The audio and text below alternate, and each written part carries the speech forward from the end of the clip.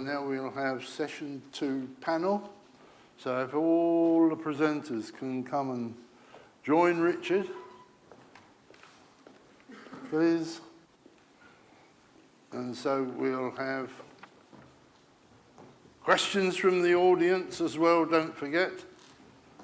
Don't duck out of it. And the panel moderator is Hasan Ertok, and he's a Türksat Vice President. Okay? Right. Hasan, over to you. And he's got plenty of questions, but we would like some questions from the audience, please. Okay. Hello, everyone. This is Hasan Ertok from Türksat. I'd like to thank you all speakers for the great presentations. This has been quite a long session, but I think we learned a lot because each topic and each presentation were really informal, and we had the chance to get into the topics. First of all, I'd like to get questions from the audience, and we both prepared questions with Barry, but we first want to get questions from the audience. Please raise your hand if you have any questions. Okay, I'll wait 15 more seconds. Yeah. The doors of the room will be... They want to go home, so they don't want to ask questions. Yeah. That's the reason. It's already 5 p.m. So, okay, I think no questions here. So, I will...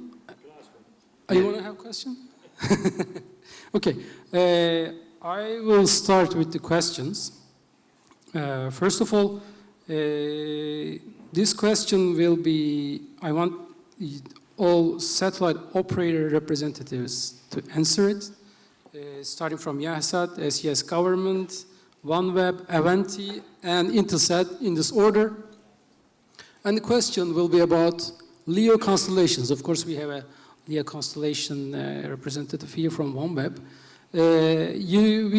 We all know that there are active players about this LEO constellations, like OneWeb and the SpaceX Starlink. I think they launched the second batch a few days ago.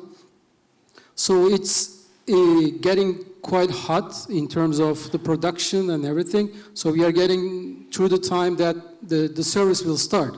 So my question will be, how many players we will be able to see 10 years from now on LEO constellations? Because it's a tough business case. And also, and do you all think the first comer will win the market share? Yeah. So please, Yahsat, starting from Yahsat. Good question. I think Hasan is not here. Oh, he's not? Okay. Yahsat? Yahsat, he's left. So, okay, we can go to SES Government. Thank you. Yes, we have the privilege of being the first non-geostationary satellite being the MEO constellation. We believe that we have sustainability because we are fully funded for mPOWER. Money has been already raised. We are already commercial. We are selling the services on the O3B current constellation on the MEO. We do have large base of customers from all verticals, whether it's government, fixed data, maritime. So from our stand of view, we try to concentrate on what SES is doing, and what we're doing so far has been proven successful by providing the funding for the next generation of mPOWER satellites. Who's going to be sustaining this with us? We would like all other parties to be in with us, but as I said, we have the privilege of being the first non-geostationary satellite. Okay, we can go to OneWeb. Well, 10 years from now we'll be on generation 2. So we're going to have 24 times the capacity. So definitely we're here to stay. It's not just like an idea, as I mentioned. I think there's a market for LEO and GEO constellations, or in the combination of both. There's actually a lot of discussions with us and other players like Intelsat. But definitely being the first one give us some priority, some advantage. Obviously, the ones that come after will always look into our failures and trying to do better, but definitely being the first one will give us the advantage of market share and gaining the confidence of the partners, the MNOs and the distributors that we are a reality. Okay, thank you. Avanti? Yeah. I also believe that the market growing is enough for both satellite kinds, and in the coming 10 years, I think we are all used to starting the disruptive technologies as a, first we shock, but then they become the reality, and the ones who will evolve, I think they will exist. But if you look at the market grow, I think there is a space for everyone.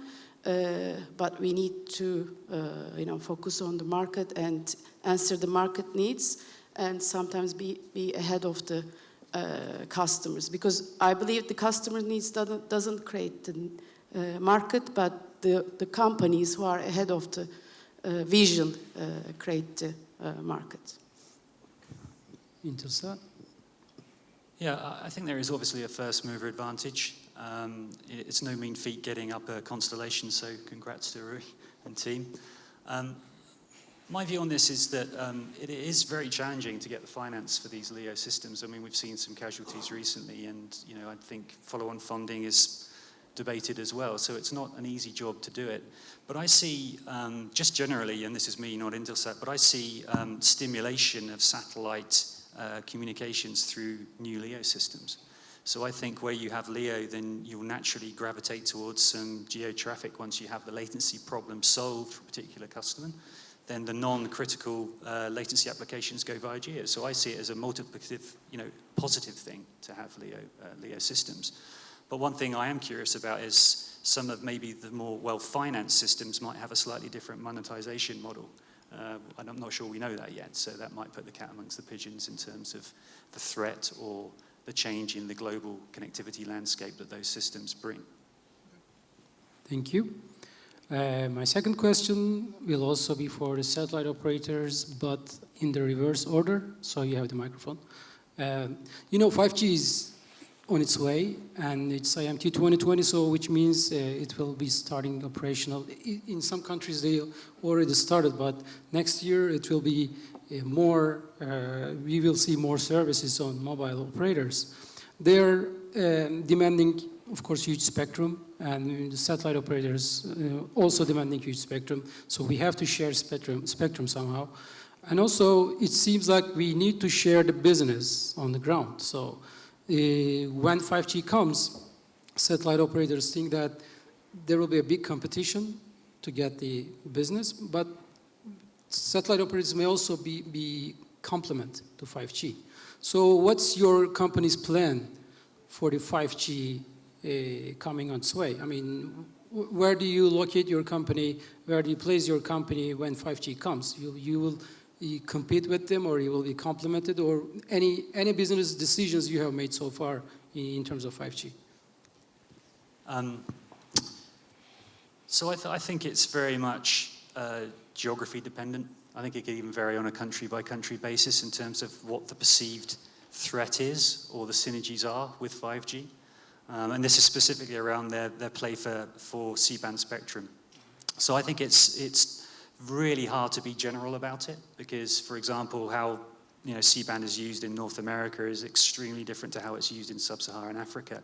So it's really tough to make a generalization. What I would say is that regulation is very important, and even in terms of technical regulation, in terms of ensuring that filter masks and guard bands are properly assessed, because I think we all know that the MNO lobby and the manufacturing lobby from 5G vendors is extremely strong. The chipsets are made, the frequencies. I mean, even now in the UK, for example, you can't get a below 3.8 landing license as a station operator. So it's kind of happening, despite all the regulation efforts. So I'm as worried about the impact to existing C-band services as I am about, potentially working with these companies. And make no mistake, most 5G rollouts are urban-based. So the bits where we are strong, which are rural, are a 1% problem. So I think there is a mismatch between what they see they can get from us in terms of frequency resource and what we can extract from them in terms of real value from network expansion. Thank you. Avanti? From Avanti perspective, we are 5G enabled already as Ka band, but we have counterparties. So those counterparties needs to be enabled also. It will come, but it will take time, as we see. But we are since 2 years since we are saying that we claim 5G enabled already. Thank you. OneWeb? Yeah, so I mentioned in my presentation, so backhauling is one of the market sectors we're operating, right? 5G is a reality. It's an incremental cost for the operators, and the ARPU is going lower. So when the operators are looking to the expansion of the network, they evaluate how much it's going to cost me to do that, considering that the customer is willing to pay less and less, but they want more service and more data and more bandwidth. And that's a perfect fit. So we see ourselves as a complementary to the mobile network operations that allows them to enhance and increment the service they have available to their customers by putting the OneWeb service. It's also great for seasonality areas, not just geographical areas that is very difficult, but areas where seasonality is very demanding, like holidays or Greek islands, for example, as an example, where during the summer you have a bunch of people going there asking for the same type of service they're used to have back home. And during the winter they don't have anything. And does allow to comply with the 5G requirements and the bandwidth and the necessity of the customers and the operators, obviously. Thank you. And SES? You wanna, yes. Unfortunately, my colleague Hamid, who was here this morning, who is more aware of the 5G, but from SES perspective, we were very successful in the rollout of 4G backhauling, and with mPower coming up in a couple of years, and the amount of spot beams and the high throughput that we have, we will be able to complement the MNO requirement for cellular backhauling and provide the required capacity for 5G rollouts. And because of the design of O3b mPower of having 4,000 spot beams, we will be able, per satellite, and we'll have 20 of them, we will be able to cover literally the globe, or wherever it's in Africa or Middle East or any of the development countries for 5G rollouts, or developed countries. Thank you. Okay, the new set of questions will be for ground equipment manufacturers here. Starting with Marco from Hughes. We satellite operators are investing on new satellites with huge capacities like HTS, VHTS, in order to bring down the per megabit price. So it's really going down quite fast. But when we see the ground equipments, user equipments, the modems, they are still quite expensive.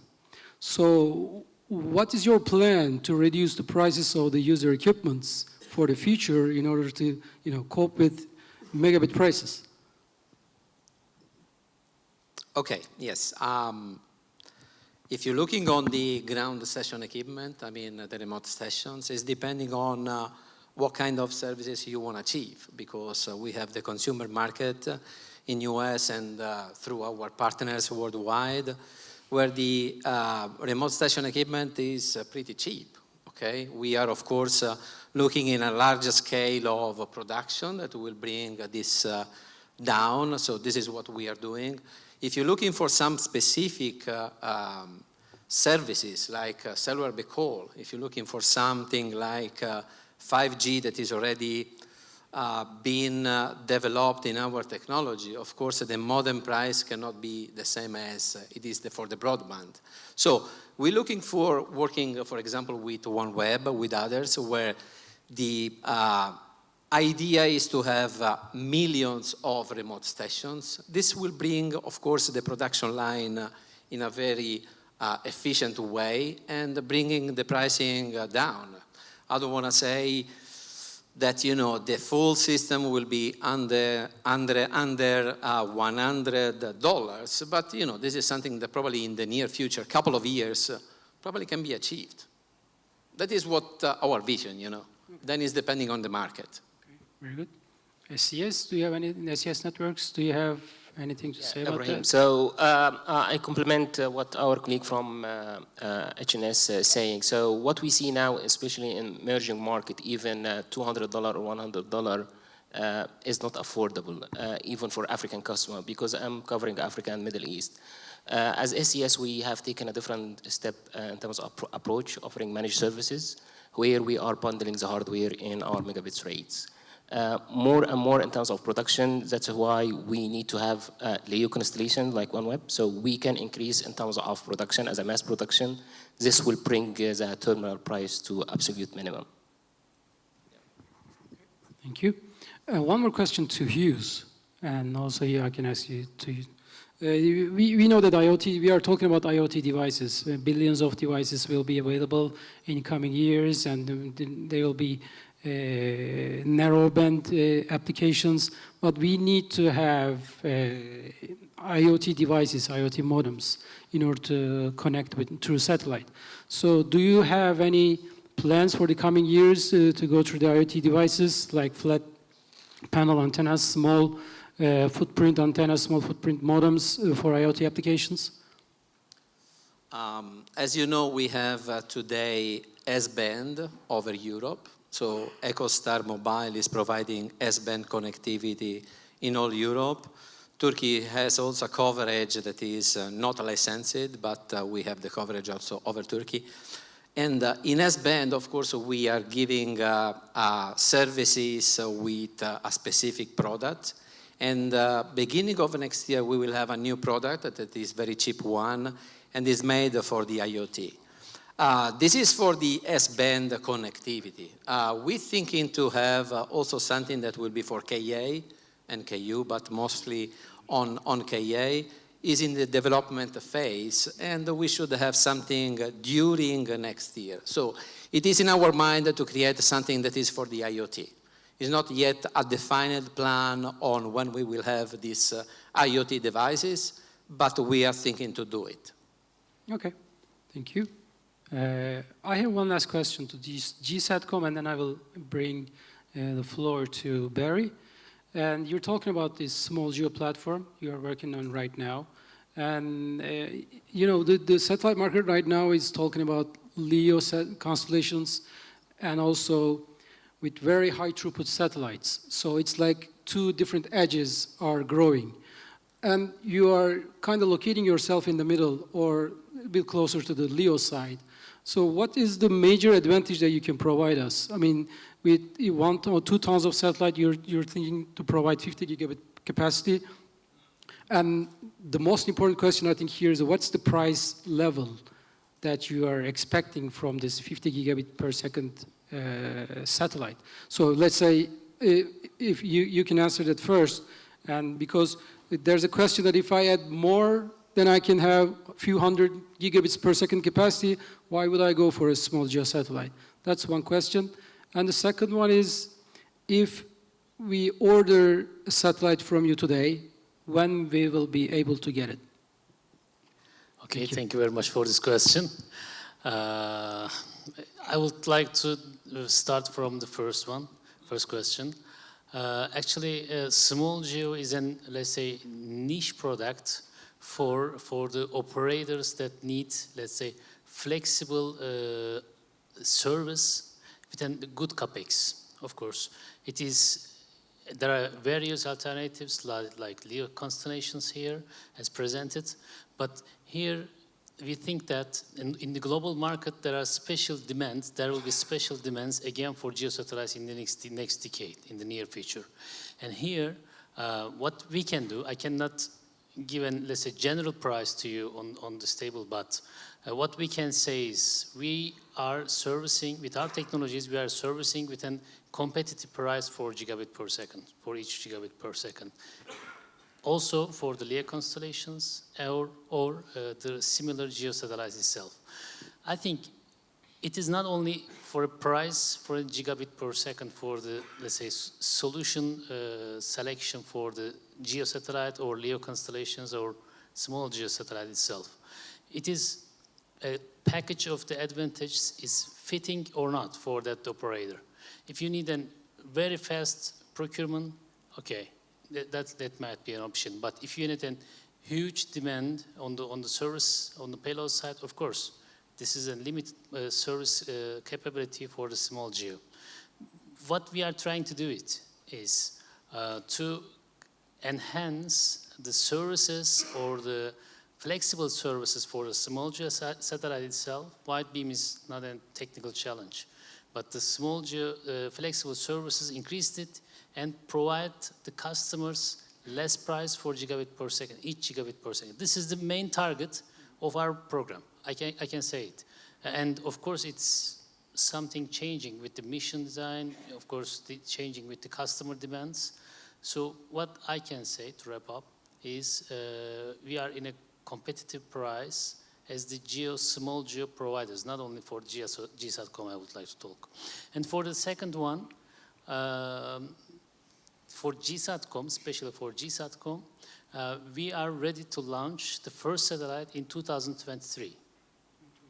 Yeah, second half of 2023, and we're working on the business development activities, international activities, with that, let's say, specific targets, task in the global markets. Thank you. All right. Okay, hello, can you switch me on, please? Okay. Right, this goes to OneWeb.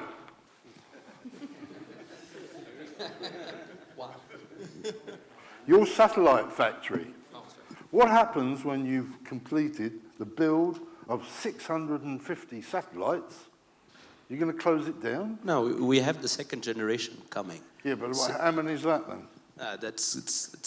The second generation. So the first 650 are on the way, right? The second generation will provide us much more capacity. Obviously, I don't think we're going to shut down because we're here to stay. But there's some idea I need to ask to Adrian Steckel if we want to outsource the facilities to someone that needs to have some satellites. You've got some other guys coming along with thousands. Yeah, so have you spoken to them? That can be an option. Yeah, so next question, more or less to all the space segment providers. Backhaul, I've heard it about 50,000 times today. Everyone is dipping in the pot. So, can you comment on that, please? Is there enough backhaul to satisfy all of you guys, plus the rest of the space segment providers that are not present here today? Do you want me to start again? No, just a quick answer. I know everybody wants to... I think there's a big market that traditionally the mobile network operators are not looking at, with the potentially that the satellite provider can bring as a backhauling. Traditionally, they just use satellite backhauling in remote locations or difficult access where maintenance is difficult. What we bring to the table is a game changer from a backhauling perspective. So the answer would be yes, because there's a lot of opportunity. The answer is what? Would be yes, there's enough market. There's enough market, you see? Okay. So what does NSR say about that? I don't want to answer. You know NSR? Yeah. They've got great predictions, but I don't know how true they are. So we did analysis last year in terms of mobile backhauling, how much satellite contribute into mobile backhauling. We have seen a percentage of 1 to 2% from the mobile backhauling, which is very less. So if you assume the capacity requirements from mobile backhauling, if you are looking at 4G or 5G, satellite will play a big role into this. Nevertheless, saying that any mobile operator, especially in emerging market, are looking at the OpEx. How much the terminal will cost me in terms of infrastructure? Yeah. I need to have it solar cell because I don't like to run in a diesel. And we have seen this a lot in Africa. That's why our approach in SES, we are looking in a phase array antenna, fully integrated, including the modem, including the BOCs, the antenna, and solar power as well we are offering this as a managed service as well. So it is seamless integration with the mobile operators, and we do FLM in terms of field level maintenance. Yeah. So we are going into a different direction of offering managed service mobile backhauling, and we have seen a growth success in EMEA market, especially emerging market, for 4G and 3G, and more to come with 5G.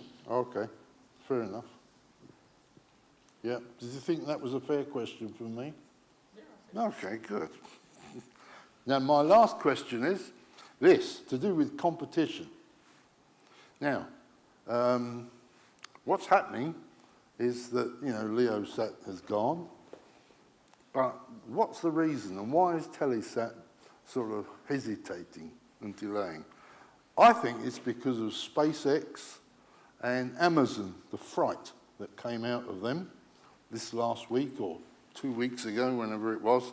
So how do you perceive, because they've got very deep pockets, these guys, how do you perceive their commercial threat to your particular business? Just a quick answer. Can't go through it all. I mean, from our perspective, again, it's not a threat to us because we are concentrating on what we're doing. We are fully funded. We have a roadmap of where we want to be in a couple of years, where we want to be now. We actually kind of showed, you know, we kind of sold out on all our 3B current constellation, and we cannot wait for the next constellation to come out. It's a proven technology, is already working, whilst the others are still to be seen and tested. But this Jeff Bezos, Joe, is that the right pronunciation?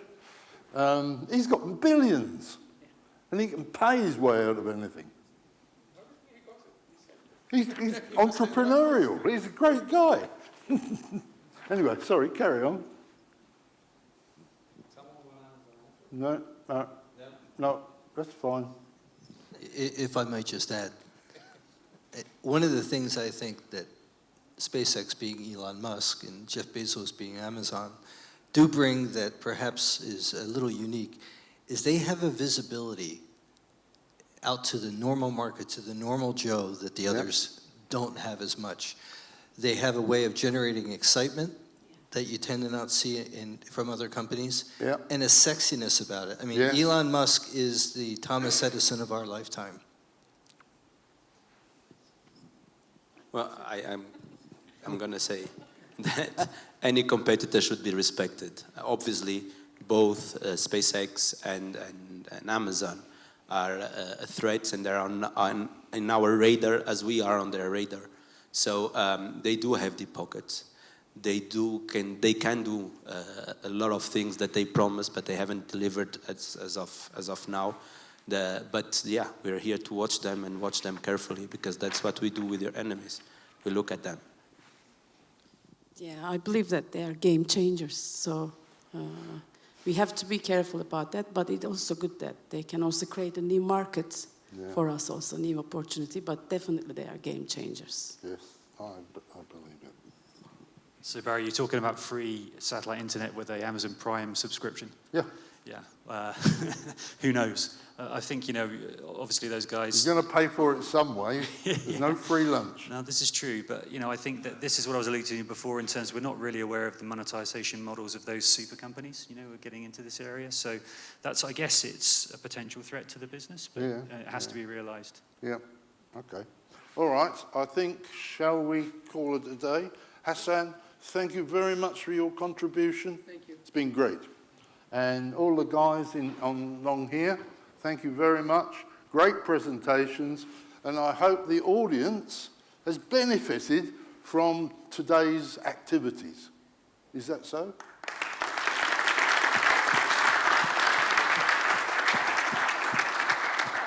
Marco. Yes. Where are you? Okay. There you go. Thank you so much. Please take pictures. Okay. Yeah. Thank you. Ramsey. Yes, that's you. Yeah, thank you. Thank you. Oh, here we are. Thank you. Another one? Rui. Yeah. Rui. Rui. I know it's very difficult. Yeah, I know. I'll get used to it Even after my a time. parents can't say Yeah, that. no. Okay. Thank you. Carl. Thank you. Thank you very much. Okay.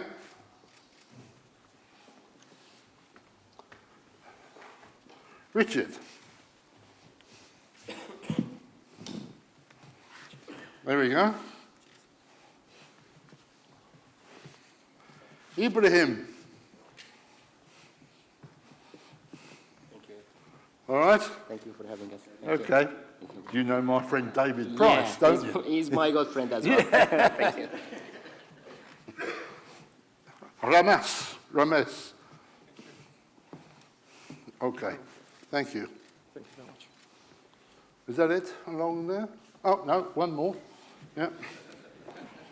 Oh, I'm not going to try and get your no. Can't be more difficult. Saying, Thank you very much. yeah, Very. good. It's a Okay. nice opportunity. Thank you. Thanks for all participants. Really good. So, good discussions. Oh, another one. Oh, saying. I forgot my name. Oh, yeah. Oh, you changed your name. I have a name. Yeah. Okay. Cheers.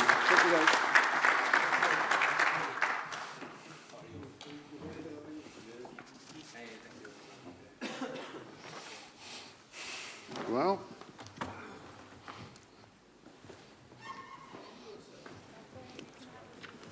Pardon? What? Group photo. Okay, all right. We're on a group photo now. Have you got something to say? Do you want to say anything?